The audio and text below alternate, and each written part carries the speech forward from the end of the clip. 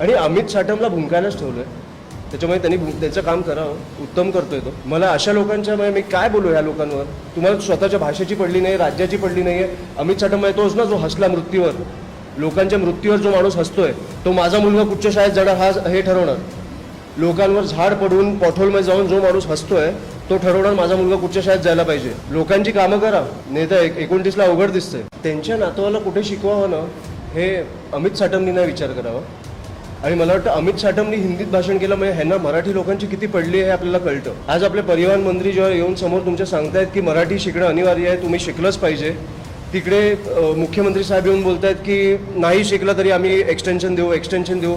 किती 10 वर्षाचं देणार आहात का? काल मी त्या आपल्या आकांक्षाच्या घरी गेलो, ते हिंदी भाषिक होते, पण ते आपल्या मराठीवर काय तुम्ही त्यांना मराठी आवडत नाही असं नव्हतं, पण तिकडे ती परिस्थिती होती की मला हिंदीत बोलावं लागलं त्यांच्याशी, की मुलगी गेली आहे समोर तुमच्या, इकडे आम्ही भाषा नाही आणणार, पण तुम्ही आमच्या भाषेवर आलात तर आम्ही अंगावर येणार.